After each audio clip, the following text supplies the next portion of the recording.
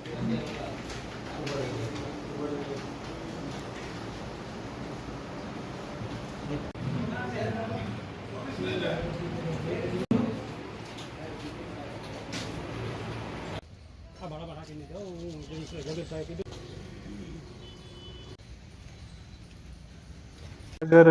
જિલ્લા પોલીસના cyber police સ્ટેશનની કામગીરીના સંબંધિત આજની જે આ પ્રેસ કોન્ફરન્સ છે, અને હું સૌથી પહેલા જે સાયબર ક્રાઇમ પોલીસ સ્ટેશન છે આના પીઆઈ રાઠોડ અને આખા સ્ટાફને હું ધન્યવાદ આપું છું કે એ સારી રીતે અને બહુ સરસ કામગીરી જામનગર સાયબર પોલીસ સ્ટેશન કરી રહ્યો છે.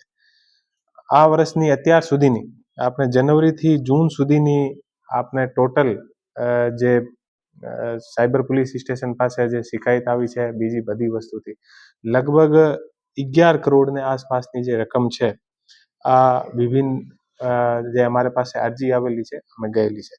આમાંથી જે 11 કરોડની જે રકમ છે આમાંથી અત્યારે જે લિયન જે એમાઉન્ટ છે આમાંથી 4 કરોડની આસપાસની જે રકમ છે આ સાયબર ક્રાઇમ જે પોલીસ સ્ટેશન છે આ જે અલગ અલગ જે એકાઉન્ટ છે આ એકાઉન્ટમાં સીઝ કરેલી છે.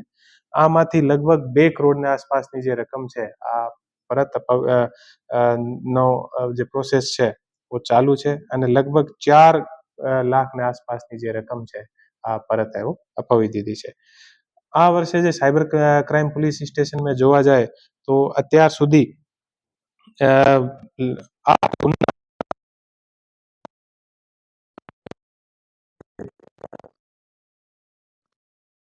એ પકડાયેલા છે અને અત્યારે લગભગ 75 લાખની આસપાસની જે રકમ છે આ ગઈ છે. આમાંથી લગભગ 31 લાખની આસપાસની રકમ જે છે આ પોલીસ એકાઉન્ટમાં ફ્રીઝ કરાવી દીધી છે.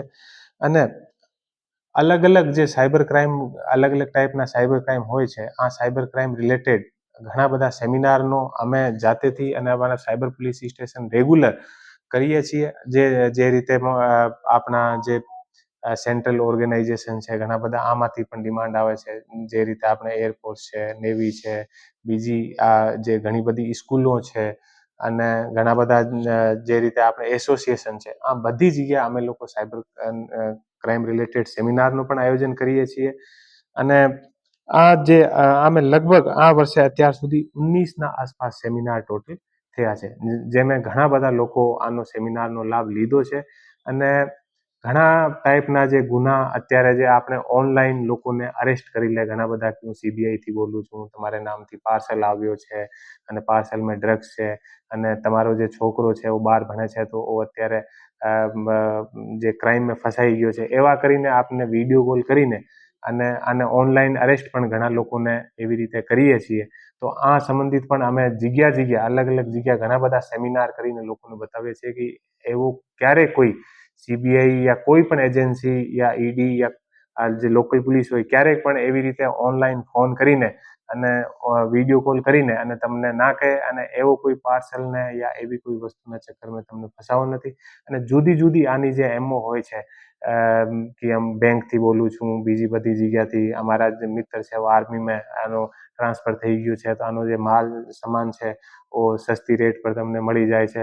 અને આપણે ઘણી બધી સમય શું કરીએ છીએ કે ત્યારે આપણે કોઈ મોબાઈલ નંબર આપણને હેલ્પલાઇન નંબર જોઈએ તો આપણે તુરંત ગૂગલ ઉપર જઈએ અને ગૂગલ ઉપર સર્ચ કરીએ તો એ લોકો સિમિલર ટાઈપની સાઇટ બનાવેલી હોય છે તો આપણને ખબર ના પડે. તો આ રીતે આપણે ત્યાંથી નંબર લઈએ તો આપણને ખબર પડે કે જે કોલ કરીએ તો જે ફ્રોડ કરવાવાળા હોય આને પાસે જાય છે. એવા ઘણા બધા જેટલી એમઓ છે બધી એમઓ ઉપર અમે લોકો અલગ અલગ જગ્યા તાલીમ અત્યારે આપી રહ્યા છે. અને જે સ્કૂલ હોય, જે આપણી બીજી ઘણી બધી મંડળી હોય આ કરી રહ્યા છે. અને જામનગર પોલીસનું અને સાયબર પોલીસ સ્ટેશનના કામગીરી ચાલી રહી છે. અને હું આમ પબ્લિકને આપણા એક વિનમ્ર નિવેદન કરું છું કે કોઈને કોઈ પણ જાતનો સાયબર ફ્રોડ થઈ જાય તો આમે લેટ નથી કરવાનું, તુરંત અમારી પોલીસથી સંપર્ક કરવાનો. જેટલો ઝડપથી તમે સંપર્ક કરશો તો તમારી રકમ પરત મળવાનો એટલો વધારે ચાન્સ થશે. અને કોઈ તમને ઓનલાઈન ફોન કરીને કહે કે તમારો છોકરો અહીંયા ફસાઈ ગયો યા તમારા નામથી આવી પાર્સલ આવે છે અમે ડ્રગ્સ છે, યા કોઈ ઓનલાઈન તમને અરેસ્ટ કરી નાખે કે તમે ક્યાંય જાઓ નથી, તમારી મોબાઈલની સ્ક્રીન પણ એ લોકો શેર કરાવી લે, યા ઘણા બધા લોકો ટેલિગ્રામ પર કે તમને મૂવીની રેટિંગ આપવાની છે, આમે કરીને શરૂઆતમાં તમને 5-10 હજાર રૂપિયા આપે અને પછી તમારેથી પૈસા લઈ લે. તો એવા ઘણા બધા કિસ્સા જે છે એનો ફ્રોડ થાય છે. તો તુરંત અમારેથી સંપર્ક કરે અને એવા કોઈ લોકોને ફસાય ના. તો હું ફરીથી એક વખત સાયબર ક્રાઇમ પોલીસ સ્ટેશનનો આભાર.